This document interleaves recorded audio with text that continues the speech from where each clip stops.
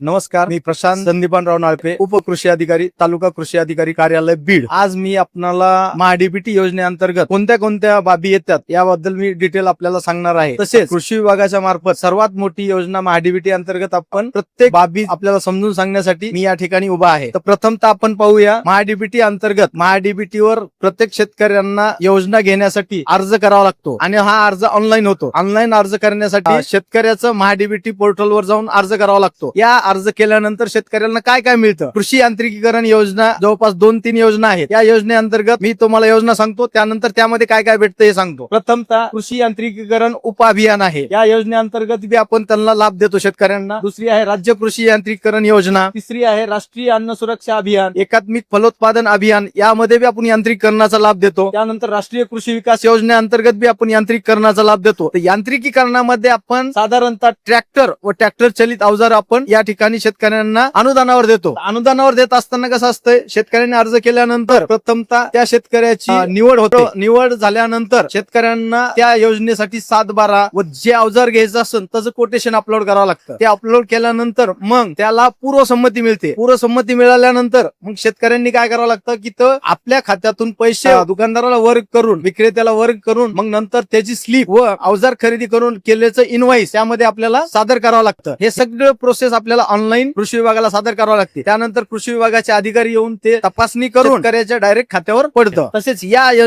महाडीबीटी अंतर्गत त्यानंतर पुन्हा दुसरा आहे सिंचन सुविधा। यामध्ये आपण त्यामधल्या योजना पाहू आपण। प्रधानमंत्री कृषी सिंचन योजना, प्रति थेंब अधिक पीक, राष्ट्रीय अन्न सुरक्षा अभियान अंतर्गत बी सिंचनाच्या सुविधा आपण देतो। राष्ट्रीय कृषी विकास अंतर्गत बी आपण योजना देतो। तसेच मुख्यमंत्री शाश्वत सिंचन योजना अंतर्गत यामध्ये आपण काय काय देतो? ठिबक सिंचन, तुषार सिंचन, पुन्हा HDP pipe, electric motor, diesel pump, तसेच व्यक्तिगत शेततळे व आस्तरीकरण या योजनेमधून आपण शेतकऱ्यांना अनुदानावर देतो। अनुदानावर देत असताना दुसरी एक सगळ्यात महत्वाची गोष्ट आहे की आपण 2 हेक्टरच्या वर शेतकरी असेल तर त्याला 40% अनुदान मिळतं आणि 2 हेक्टरच्या आतमध्ये असेल तर आपल्याला 50% पर्यंत अनुदान आपण शेतकऱ्यांना देतो। एक लिमिटेड प्रत्येकाचा तुम्हाला ज्यावेळेस अर्ज केल्यानंतर पूर्वसंमती येते तर पूर्वसंमतीमध्ये त्याची रक्कम मेन्शन केलेली असते। आता तिसरा भाग आहे आपला बी बियाणे व औषधी खते। या अंतर्गत कसं आहे, राष्ट्रीय अन्न सुरक्षा अभियान, राष्ट्रीय कृषी विकास योजना, राज्य पुरस्कृत कापूस, सोयाबीन व इतर तेल पिकाची मूल्य साखळी याबाबत मध्ये कसं असतं, एक तर प्रमाणित बियाणं आपण शेतकऱ्यांना देतो, तसेच नवीन वाहनाचं बियाणं या ठिकाणी आपण उपलब्ध करून देतो। हे बियाणं एक तर 50% किमतीवर शेतकऱ्यांना उपलब्ध होतं।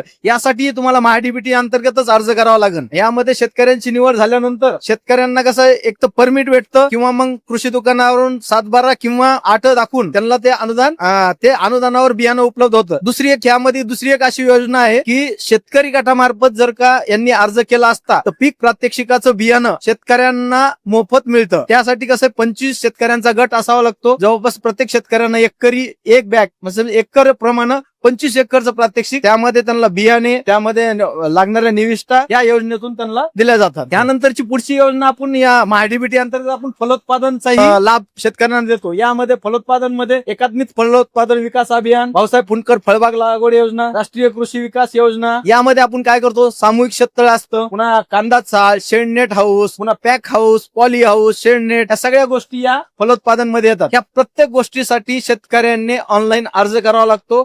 पूर्ण अनुदान मिळवण्यासाठी ऑनलाईन प्रोसिजरनीच आपल्याला जावं लागतं। यानंतर तुम्हाला याबाबत काही अडचण असेल तर आपल्या जवळच्या तालुका कृषी अधिकारी कार्यालय किंवा कृषी विभागाशी संपर्क करावा। धन्यवाद।